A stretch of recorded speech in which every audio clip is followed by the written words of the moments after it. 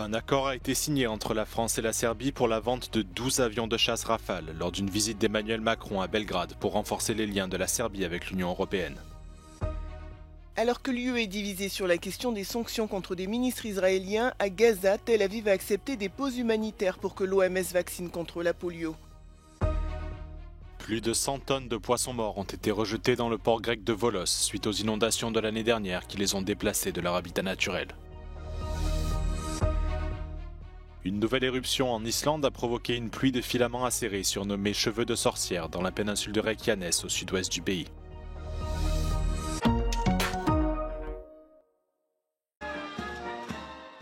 Le président français Emmanuel Macron a signé un accord avec le président serbe Aleksandar Vučić pour vendre à la Serbie 12 avions de combat Rafale. L'annonce a été faite lors d'une conférence de presse à Belgrade pendant une visite d'Emmanuel Macron visant à renforcer les liens de la Serbie avec l'Union européenne. Le président français a qualifié l'accord d'historique et important. Le choix des avions de chasse Rafale par la Serbie est à cet égard un choix clair, celui d'une alliance de long terme entre nos deux pays, au sein d'une Europe plus forte et plus souveraine. Et que ce choix participe de notre autonomie stratégique et du renforcement de celle-ci. La Serbie a besoin de moderniser sa flotte et cet accord représente une grande avancée selon Aleksandar Vučić. Pomoćnim logističkim paketom, dakle od rezervnih motora do svega drugog. Ukupna vrednost ugovora je 2,7 milijardi, 12 potpuno novih aviona biće u vlasništvu Republike Srbije. Traditionnellement, la Russie est le partenaire privilégié de la Serbie pour l'achat d'avions militaires. Et Belgrade a refusé de se joindre aux sanctions internationales contre Moscou pour son invasion de l'Ukraine. Le président français salue ce rapprochement de Belgrade avec l'Union européenne et qualifie ce nouveau contrat de changement stratégique de la part de la Serbie. U tom smislu Srbija jednostavno jeste neprikosnovena i pokretač tog ekonomskog razvoja celokupnog Zapadnog Balkana. Ali ono što je činjenica, to nije dovoljno u pogledu dugoročnih perspektiva razvoja Srbije i mora se pokušati da se sustignu ili bar približimo se tim zemljama kao što su, na primjer, Slovačka, Rumunija, pa čak i Hrvatska i Slovenija. U tom smislu jako je bitno partnerstvo sa Francuskom. La vente de Rafale à la Serbie, allié historique de la Russie qui a parfois exprimé une position agressive à l'égard de ses voisins des Balkans, a toutefois suscité quelques inquiétudes. La principale, comment la France envisage-t-elle d'empêcher le partage de la technologie de pointe du Rafale avec la Russie? Uwierzcie mi. Le Premier ministre polonais Donald Tusk a annoncé que le budget national pour l'année prochaine comprendrait des dépenses records pour la défense, plus de 186 milliards de zloty, soit 40 milliards d'euros. Une somme qui représente 4,7% du PIB du pays. Varsovie reste ainsi le membre européen de l'OTAN qui consacre le plus d'argent à sa défense et le 5e au sein de l'organisation, les États-Unis occupant la première place avec environ 968 milliards de dollars. Przygotowaliśmy budżet budowy i siły.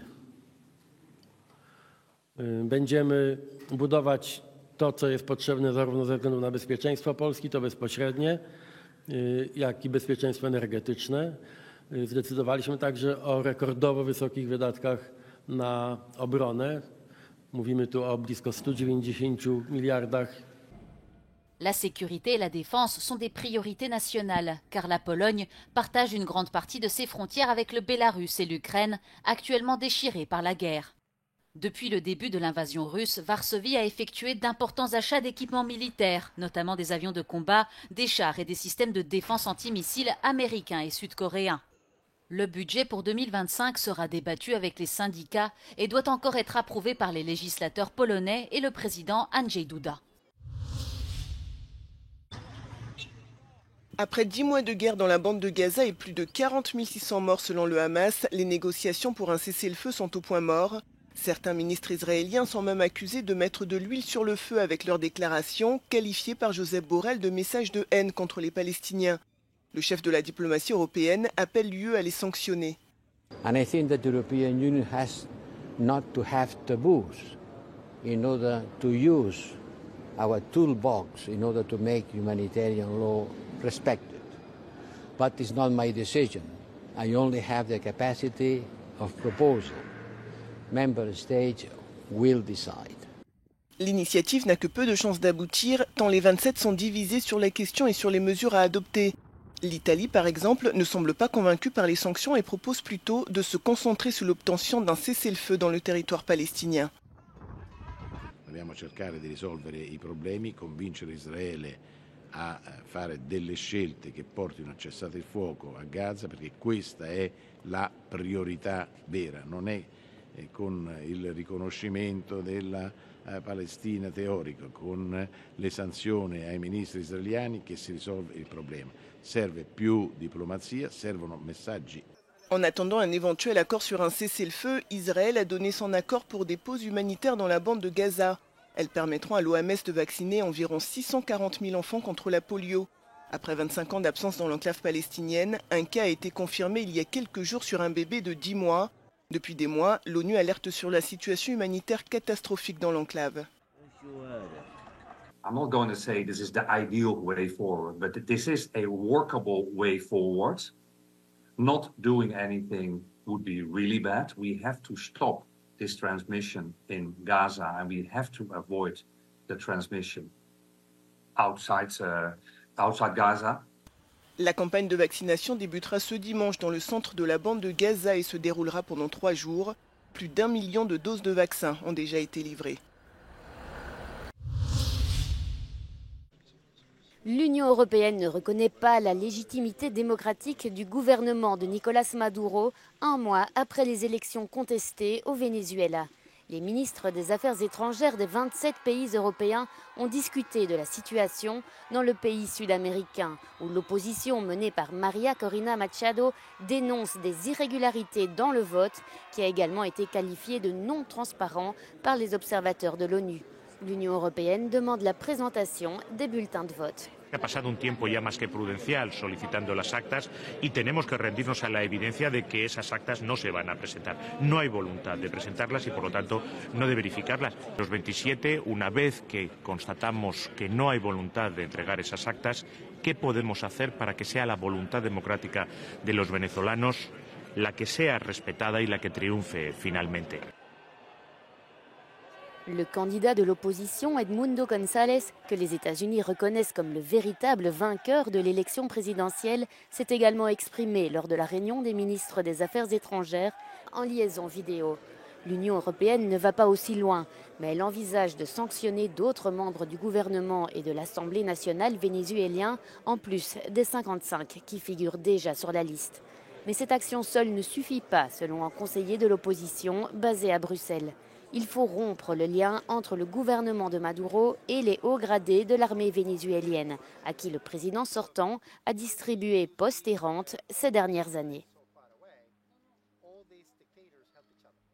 Another action that could be some type of incentive is to create a package, an aid package, linked to the democratic transition of Venezuela. So once the Venezuelan transition is in place or is heading to that direction, this financial package will be available for the reconstruction of the democratic system in Venezuela. Those are incentives that could be provided in order to break this situation where you have de facto authority relying on the military for support. Une autre idée, suggérée par Nelson Dordelli, est la création d'un envoyé spécial de l'Union européenne pour le Venezuela, comme cela a été fait pour d'autres régions du monde.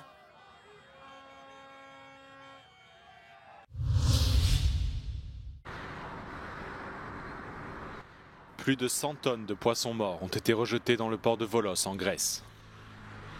Ces poissons d'eau douce ont été déplacés de leur habitat naturel par les inondations massives de l'année dernière dans cette région au nord-ouest d'Athènes. Les autorités régionales ont affrété des chalutiers et des engins de terrassement pour récupérer les poissons et les charger sur des camions qui les achemineront vers un incinérateur. Βρισκόμαστε σε συνεργασία με όλο τον κόσμο που θέλει να βοηθήσει να φύγει αυτό το φαινόμενο, να τελειώσει όσο το δυνατόν συντομότερα. Ο Περιφερειάρχης μας ζήτησε την κήρυξη του νομού σε έκτακτη ανάγκη. Le niveau des eaux a brusquement augmenté l'automne dernier lors d'une tempête meurtrière qui a provoqué d'importantes inondations dans le centre de la Grèce. Depuis, l'eau a de nouveau baissé en raison des faibles précipitations et des vagues de chaleur qui se sont succédées cet été. Les experts affirment qu'en l'absence de filets à l'embouchure de la rivière menant à Volos, les poissons d'eau douce ont été emportés par les eaux de crue et sont morts lorsqu'ils sont entrés en contact avec l'eau de mer. Le maire de Volos accuse les autorités régionales d'avoir agi trop lentement et affirme que les poissons en décomposition risquent de provoquer une véritable catastrophe écologique.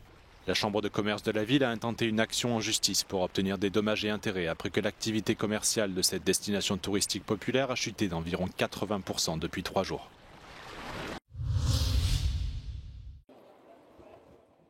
Une pluie d'aiguilles acérées a commencé à se répandre sur la péninsule de Reykjanes, alors qu'une éruption se poursuit dans un volcan du sud-ouest de l'Islande. Selon l'agence météorologique du pays, les jets de lave particulièrement importants de la dernière éruption ont entraîné la création de ces filaments surnommés cheveux de sorcière en Islande. Le site internet Iceland Review déconseille fortement à la population de toucher ces filaments à main nue, car ils sont constitués d'une roche basaltique très fine qui s'apparente à de la fibre de verre. L'éruption, qui a débuté le 22 août à la suite d'une série de tremblements de terre, continue d'attirer les visiteurs du monde entier en Islande.